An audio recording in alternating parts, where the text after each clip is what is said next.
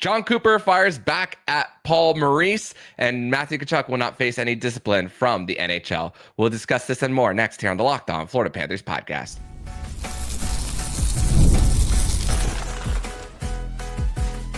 Your Locked On Panthers, your daily podcast on the Florida Panthers. Part of the Locked On Podcast Network, your team every day. And welcome into this Monday, April 28th edition of the Locked On Florida Panthers podcast, part of the Locked On Podcast Network, where it's your team every day. Thank you for making the Locked On Florida Panthers podcast your first listen of the day. I'm Armando Velez from the Hockey News. You can follow me on X and Blue Sky at MondoMan12. Follow the show account on X and Instagram at LO_FLA Panthers and on Blue Sky at LOFLA Panthers. You can follow the podcast anywhere you listen to podcasts and on YouTube. Make sure to subscribe. And if you're on the YouTube channel, make sure to press that like button down below. And shout out to the everydayers who come back here and get your daily Florida Panthers fix. Today's episode is brought to you by Amazon Fire TV Stick 4K. Turn any TV into your Xbox. No console needed. Head to Amazon.com/Fire TV Locked On to learn more. So good morning, Panther fans. Grateful to be back here on another edition of the show to discuss everything in the world of the Florida Panthers. We are recording this just after 8 a.m., just under 2.5 hours until the Panthers will be taking morning skate. And we'll find out some of the lineup decisions that if we see any changes for the Florida Panthers coming into tonight's game between the Florida Panthers and the Tampa Bay Lightning. Game 4 starting at just after 7 p.m. on ESPN and on Script Sports. But yes, today on the timeline, we are going to discuss the back and forth between Paul Maurice and Jon Cooper and the lack of no discipline that Matthew Tkachuk will face. We're also going to discuss how we should expect the rush defense for the Panthers to be better in Game 4, and what kind of lineup changes could we see for the Panthers heading into tonight's game.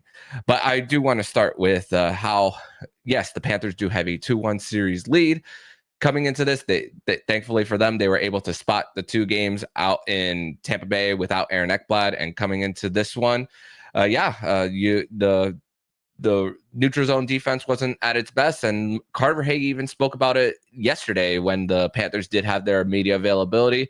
It was a light skate. It was the scratches taking the ice plus Nico Sturm and Dmitry Kulikov. Those are the only 2 players who took the ice who were part of the first 3 games in Sunday's practice for the Florida Panthers. Other than that, it was just the scratches taking a skate for them. But yeah, it's a Carter Hagee spoke about it, saying that sometimes when you win, you feel like you're the best team in the world. Sometimes when you lose, you feel like you're at your worst. And even Paul Maurice spoke about how it's easier to pick games apart when there's one theme going on over and over again when it comes to the video, and versus a tight game when one thing goes wrong and sometimes a strange bounce goes your way. And he even spoke about whenever there's a individual player that when it comes to certain shifts, he watches the video together with that person to see what kind of things he could tweak and what things that he could point out to the player on his team whenever it comes to that stuff. So, the Panthers don't have they're not even showing a little bit of an inch of concern when it comes to going into tonight's game, especially because they are coming into a home game, which is a great opportunity for them to take this series and have 2 wins above the Tampa Bay Lightning, and hopefully for them being one win away from advancing to the next round. But a Battle of Florida 4 times in the last 5 years is going to provide some type of drama. I mean, we already spoke about it with the hits from Brandon Hagel, from Matthew Tkachuk. We spoke about the hit from Sam Bennett a few years ago on Blake Coleman, charging from the neutral zone all the way down, and everything in between that for the Panthers. But I mean, you think about for Paul Maurice and what he said after is like the only people that we hit are the guys with pucks. And Jon Cooper, it's funny because after Game 3, usually the rotation is the 2 players from the winning side, then it's usually the coach, then 2 players from the winning side on the podium, and then the coach who was victorious that gets to speak last. So before any of the Tampa Bay Lightning players went to the podium and spoke, a lot of the Panthers media people, we went back upstairs, including myself. So I unfortunately did not stick around to hear what Jon Cooper had to say. But then the quotes came out on X, and I saw it then. I'm just like, man, I should have stayed in the media room for this. And the quote for Jon Cooper when it came to the hit from Matthew Tkachuk on Jake Guentzel was, "We only hit guys who have the puck."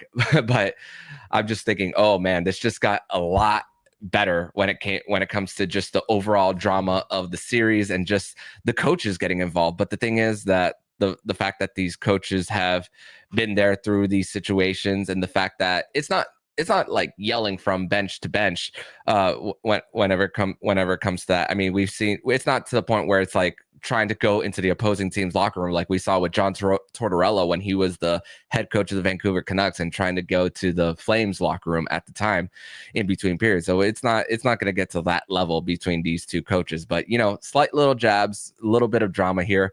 But I do want to show you guys a clip of Paul Maurice's reaction when he was asked about being chirped back from the coaches. So this is from a question from Adam Lichtenstein of the Sun Sentinel when he asked Paul Maurice about that. So here is the clip for you guys. Not sure if you had seen it or not, but after the game yesterday, Jon Cooper got asked about the hit from Chucky.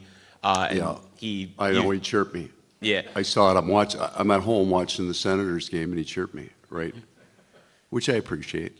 I used my own words on me, too. I mean, I'm not sure it was applicable to the events on the ice, but it was still good. Well done. Does it add to the energy of the series and stuff? Oh, God, I hope not.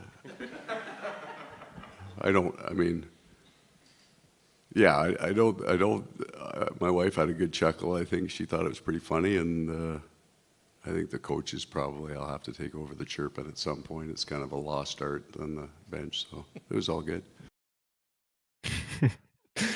And I still kind of get a little bit of a laugh when I hear that quote from Paul Maurice. But like you said, I don't think it's applicable here, because Jake Guentzel's getting the puck. And like I mentioned, I don't know if you guys have had the opportunity to listen to the latest episode of Panther Puri, which I was a guest on with Alex, TJ, and Jacob there, and discussing everything for that pass. And I think it was Jacob who brought up this point that he said that Jake Guentzel was admiring his pass, and he was upright for him. He wasn't turning. He was still going north. So that's where the quote of keeping your head up is more relevant when it comes to that hit that Matthew Tkachuk laid on him. Yeah, is it still unnecessary for Matthew Tkachuk to deliver a hit like that? Yeah, absolutely. Nobody's questioning that for Matthew Tkachuk. But to the point that it's a suspension, nobody ever, at least not people in the Panthers fan base and people who watch this game, even national reporters were saying that Matthew Tkachuk it's not to the level of Brandon Hagel for the Tampa Bay Lightning here for him. And plus, in the example of Alexander Barkov, back was to the play and he was turning to his left and didn't even, and yeah, what they both have in common is the fact that neither saw the other coming for the hit. But Jake Guentzel did have more of an opportunity to at least turn, like we said, keep the head up, and for Matthew Tkachuk for Jake Guentzel to at least brace himself a little bit, but doesn't excuse the act. He was given the penalty, and yeah, for Matthew Tkachuk there, that was enough of a consequence for him. Just like how we said with Brandon Hagel at the time, enough of a consequence of the 5-minute major, and at the time in game 2, just at a point where it was 10 minutes left and the Panthers really truly had the control of the offensive zone time. Only big difference for game 3 is the fact that it was way over and that you were just trying to cool the temperature, which Alex disagreed with me, which is okay. It's good to have a healthy disagreement. Is that I thought that this could have been an opportunity for the tensions to go a little bit lower for the referees saying, hey, we don't want this to get more out of control. But Alex argued that for the post whistle scrums that's been going on all throughout the series, if you're giving one team a power play after that, then that gives opportunity for one team to try to bait guys even more instead of sending two guys to the box there for them and keeping it 4-on-4 at least for both teams there. So that's another thing that what I'm looking for when it comes to everything post whistle. And once again, the fact that the two coaches are getting involved in this is just great when you think about both of these two coaches' resumes. The fact that these two guys are going to the Hall of Fame, and you know, you need a little bit of this throughout it. And even Paul Maurice saying that it's a little bit of a lost art for the NHL for coaches to just over involve themselves. But we know that Paul Maurice is just a quote machine with how much how much he thinks through his answers right before giving them, and it's just eye-popping for that. And the fact that he got a good laugh at it, and also the best part is that he didn't take it personally. He knows that it's part of the journey when it comes to that. People are going to have something to say, but you just worry about yourself at the end of the day, and that's what the Panthers are doing. But we're going to transition over to segment number 2, where we are going to discuss more about the rush defense, how we should expect it to be better coming into tonight's game between the Florida Panthers and the Tampa Bay Lightning. We are going to discuss that more next here on the Locked On Florida Panthers podcast. Today's episode is brought to you by Monarch Money. And you ever check your bank account and wonder, where did all my money go? Between dining out, online shopping, and entertainment, it's easy to lose track. That's where Monarch Money comes in. It's your personal CFO, giving you full visibility and control over your finances. Monarch Money isn't just a budgeting app. It's a complete financial command center. You can track all your accounts, investments, and spending in one place, so you stop just managing your money and start building wealth. When I start using Monarch, I realized how much I was spending on food delivery. Now I budget smarter and save more. Instead of juggling multiple apps, you can use Monarch to check your finances, track spending, and even plan long-term goals. Managing money with your partner is smoother than ever. You can track and shared and personal accounts, set goals, and stay on the same page without the stress. Take control of your finances with Monarch Money. Use code LOCKEDONNHL at monarchmoney.com to save 50% off your first year. That's monarchmoney.com, code LOCKEDONNHL for half off of your first year.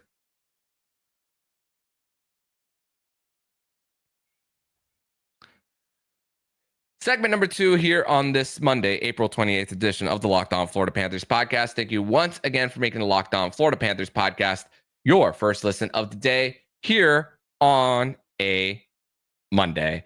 And yes, it's grateful that we have a game tonight, and the fact that once again, the fact that it's every other day and that it's quick to bounce back. And like we said in the first segment, losses can make you feel that you are the worst team in the world, like Carter Verhaeghe said. And the fact that the Panthers are going right back into it tonight is great for them. And the fact that, and the truth of the matter is that when you think about these 3 games for the Panthers and the Lightning, both games 1 and 3, now looking back at it, look like very fluky results, for good, for better or for worse, when it comes to the results there. When you think about how the Panthers were easily able to get up the gut in front of Andre Vasilevsky's kitchen and get six goals on the board for them, and taking away the eyes, and then just the amount of redirections that usually doesn't happen for a team like Tampa Bay. But then on the other side of things, for the Florida Panthers, that for them, it's a little bit fluky, and just how how easily they were able to allow Tampa Bay to just get through them and leave Sergei Bobrovsky out to dry, which we saw a whole bunch of irresponsible pinches, not able to get the pucks all the way for clean changes. And you think about both of those games and you think, okay, there's things that were fluky in the Tampa Bay Lightning side of play. There were things on the Florida Panthers side of play when it comes to that. And, it's sometimes you just need one game to adjust whenever it comes to going back to getting comfortable in a game setting. For example, Aaron Ekblad spoke about how he was rewatching some of his shifts and talk about the timing. And we even spoke about it after the game for game 3 with Jackson Holzer, how it wasn't necessarily Aaron Ekblad's best play, with just missing consistently on breakout passes. And it resulted in one of the goals on the give and go by Nick Paul, which was the second one of the game. And yeah, there's a lot of blame on Anton Lundell there as well. But we expect the timing to be a lot better for the Panthers. And also, I mean, credit to Seth Jones and Niko Mikkola, because at the end of the regular season, we saw that Kulikov was going back on that top pair with Gustav Forsling while Aaron Ekblad was still suspended. And it gave Mikkola and Jones that opportunity to still get some minutes together. And it resulted in a really great game 3. I know the results didn't go in the way of the Florida Panthers, but you looking, and this is something that I was looking at natural stat trick for Seth Jones when he was on the ice, and there's only 3 players that were on the ice that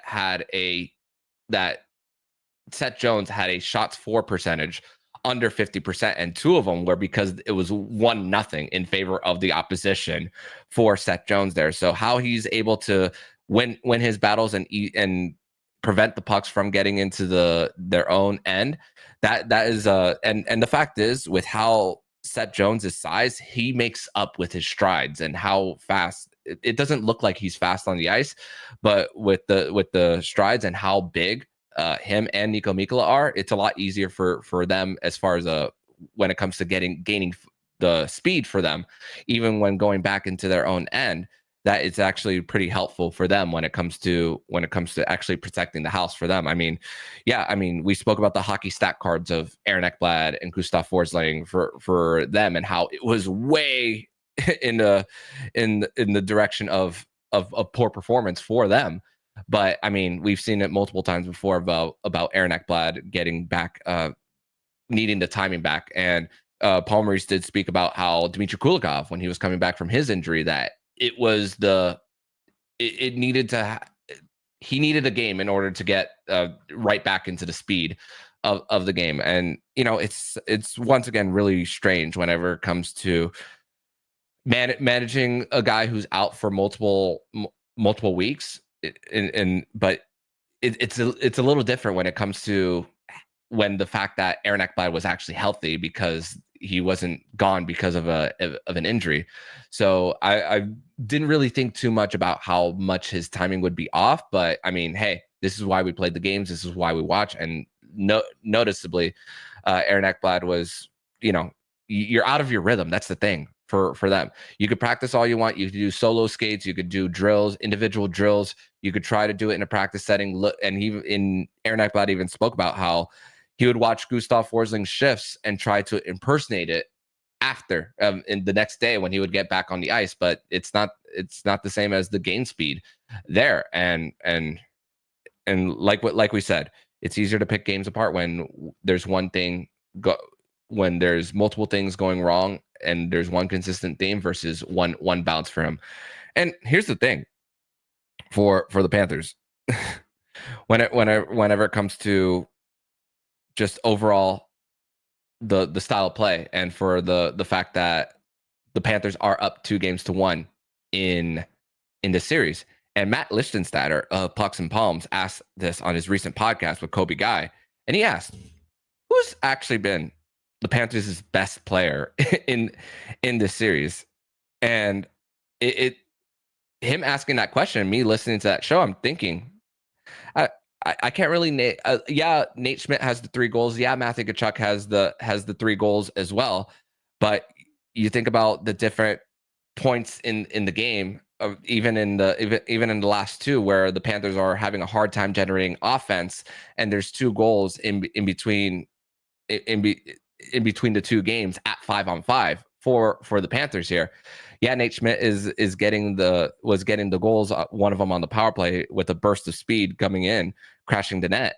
And then let's admit that the third one, Andre Vasilevsky, no screen, it was a bad goal that he gave up. Usually you don't see a goal go through him like that. So, I mean, I think that even though Seth Jones hasn't been with Niko Mikkola and as a pair until game 3, I think that Seth Jones has possibly been the best Panther in this series for them. The Matthew Tkachuk, not Matthew Tkachuk, Sam Reinhart, Carter Verhaeghe, and Alexander Barkov all have combined 1 goal, and the fact that they haven't really generated much offensively, and maybe that's a line that is going to remain throughout the rest of this series as a line that we've seen before. they have yet to produce big offensive numbers for them. And, between games 1 and 2 for the Panthers, and while they were on the road in Tampa Bay, it was a flipping of the script where it was the Tampa Bay Lightning having the possession metrics in them, the Corsi going into their favor, but then the Panthers being very comfortable while the opposition's on the cycle and their forwards getting in front of pucks for them. So whenever and the key, I believe, is to truly go back to allowing the Tampa Bay to get in on the cycle, even because the way they've been able to close in on someone like Nikita Kucherov has been key. And they are very comfortable even when he's on the cycle, even though he could sneak a pass through the back door and create something.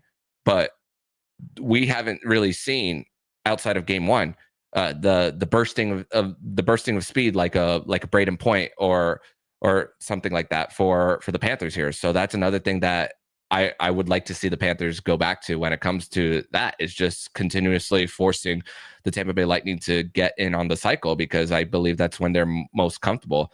Obviously, the Panthers flipped the possession metrics in the third game, but I mean, it's just how they took care of the neutral zone, and their pinches were really how the Panthers really didn't give themselves a chance there. So I'm expecting that the rush defense for the Panthers, as a team that's just doesn't really give up much there. They're one of when it comes to high danger chances against off the rush, they're one of the teams that give up the least amount. So the timing, I'm expecting it to be better now that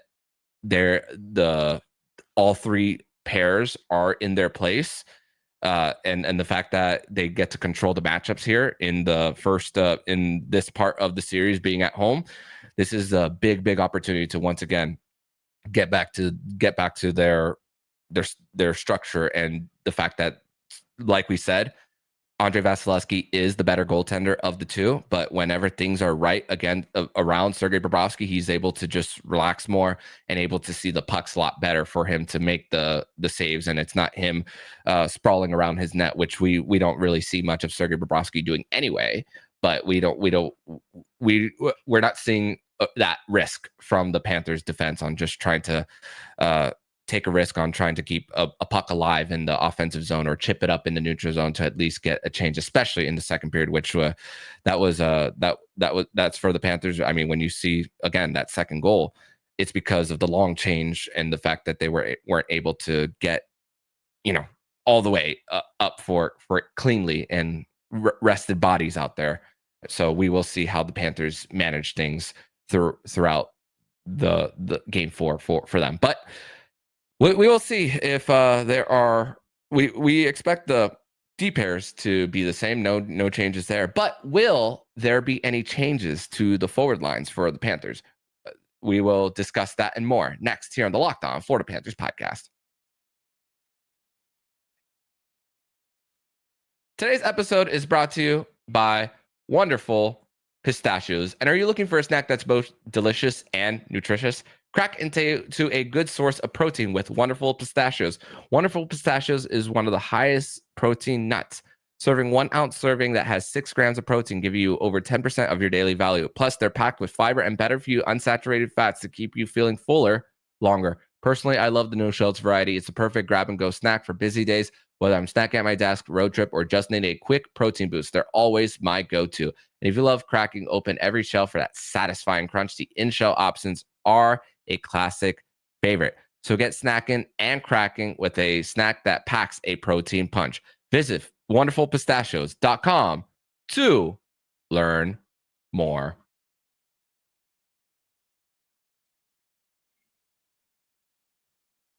Third and final segment here on this Monday, April 28th edition of the Locked On Florida Panthers podcast. Thank you once again for making the Locked On Florida Panthers podcast your first listen of the day here on a Monday. So once again, Florida Panthers versus Tampa Bay Lightning tonight from Amerant Bank Arena, 7 p.m. on ESPN. Sean McDonough, Ray Ferraro, and Emily Kaplan will be on the call, but you could also watch the game locally in South Florida on Script Sports with Steve Goldstein, Randy Moeller, and Katie Engelson.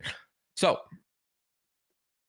for the Panthers here, I mean, this sucks because we were singing Mackie Samoskiewicz's praises after game one on how he was handling the moment with fighting off checks and getting around the D of the Tampa Bay Lightning there. But I mean, we haven't really seen breakdowns from that Tampa Bay defense as much in the last two games. I mean, when you think about, once again, game two, of just how tight checking it is, lack of space for them, and even at points in game three, especially at the beginning of the second period, where it was just thinking, okay, now things have started to shift, because I mean, like we said, momentum doesn't carry from one game to another, and it doesn't even shift from one period to the next. I mean 12-5 shot on goal differential for the Panthers, and then it flipping on its ugly head for the Panthers here, and just not being able to produce really anything for them. And for the Panthers, that gives themselves an opportunity to make a few adjustments if need be. I mean, once again, the Panthers have a whole fifth line that was part of their fourth line for the most part in the regular season. Now you find those guys as a scratch for the Panthers here.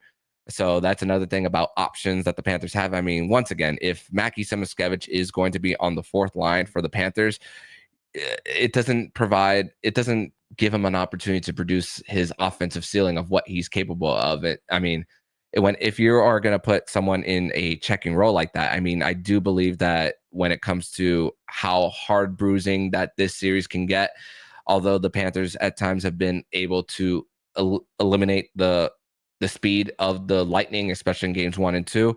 I mean, and the fact that minutes are going to be a little bit more crunched and you're less likely going to put out your fourth line, Adrian Greer makes so much sense for the Panthers to put him in the lineup as a guy who's going to continue to put the pressure on in the offensive zone, get the guys a little bit of rest, and if the Panthers are able to get a full line change, which is, I mean, it's a little difficult to get full line changes in the playoffs, but if you are able to get that while the Tampa Bay fourth line is on, and able to get the Verhaeghe, Barkov, Reinhart line together out there, I mean, you are giving yourself more opportunities for those matchups, even when it's not on a draw in all three zones for the Panthers here. And the fact that there's maybe a little bit of signs that a scratch was coming for Mackie Samoskiewic based on Carter Verhaeghe being on that top power play unit, which helps for the Panthers as far as shot angle and less likelihood of the Tampa Bay Lightning reading off of where the puck is going to go, and maybe a little bit of clearer shooting lanes to the net. Those shot blocks are going to be a little harder to see, and we've seen Carter Verhaeghe prove it over and over again for him, even though mostly during his time as a Florida Panther, most of his production has come at 5-on-5 for him. I mean, the power play time for Carter Verhaeghe hasn't really come until the last 2 years for him.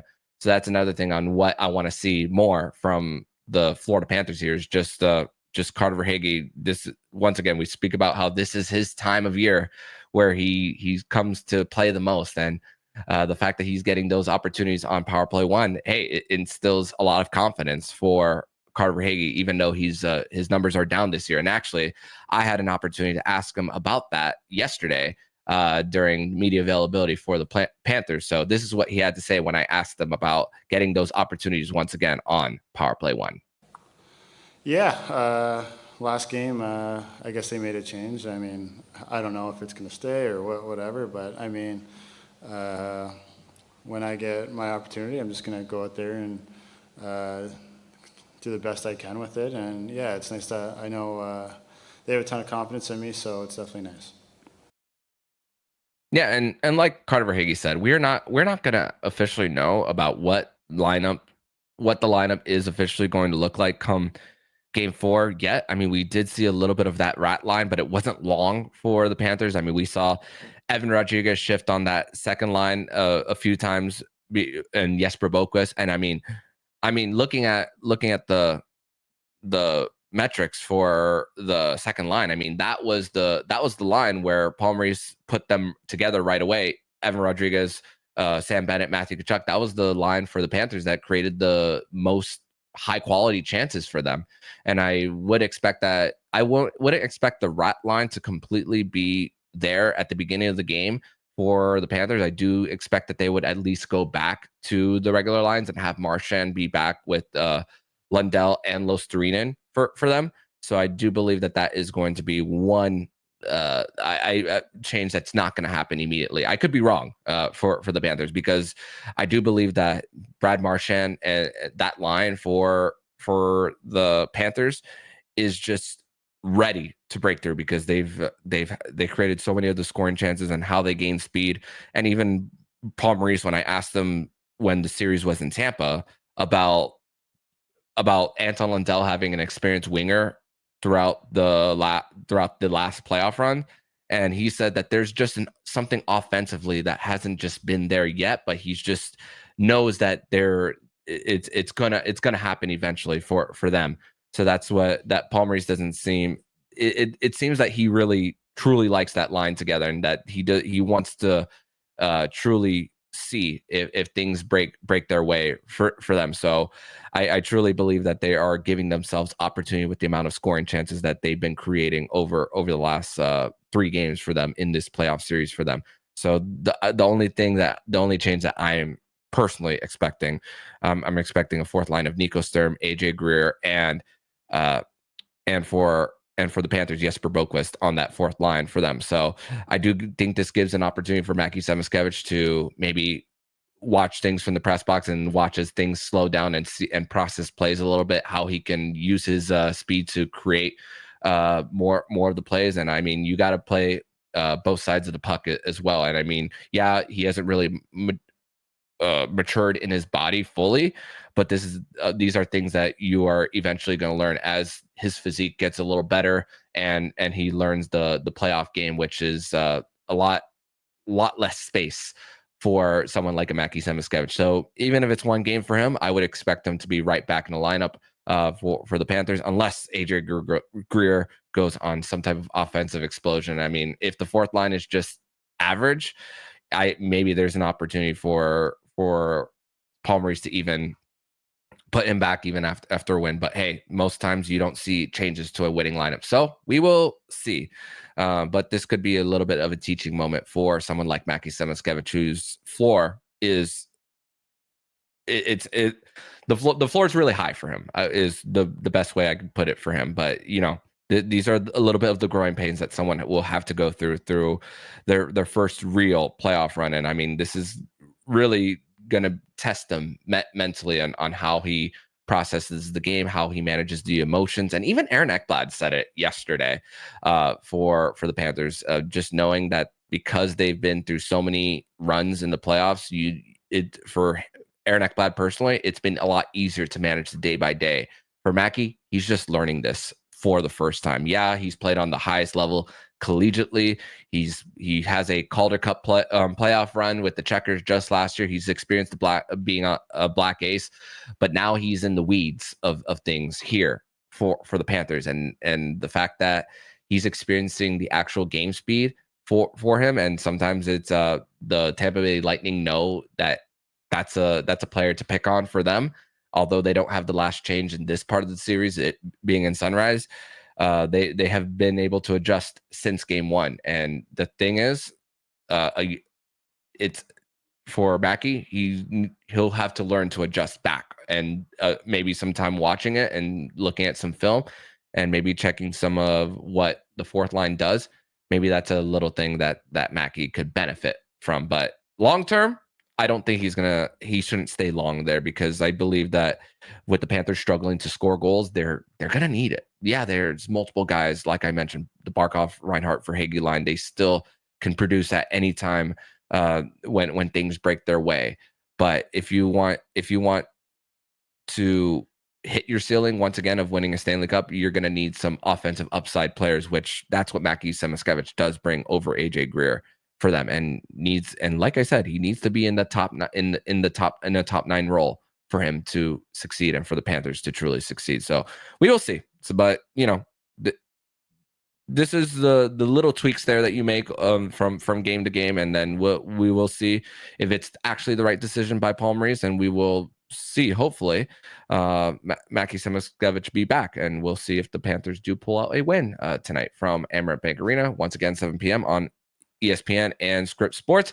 And we will be back later tonight for a post-game reaction to the Florida Panthers game against the Tampa Bay Lightning, which we are hoping that they would take a 3-1 series lead going back to Tampa Bay for Game 5. But in the meantime, if you like what you're hearing, please subscribe to the podcast to be notified every single time the Locked On Florida Panthers podcast jumps into your podcast feed. Don't forget to also subscribe to the other shows on the Locked On NHL Network, including Locked On NHL, Locked On Fantasy Hockey with Flip Livingstone and Stu Roden, and Locked On NHL Prospects. Thank you once again for making the Locked On Florida Panthers podcast your first listen of the day. So I'm Armando Velez, signing off. And you've been listening to Locked On Florida Panthers podcast, part of the Locked On Podcast Network, where it's your team every day.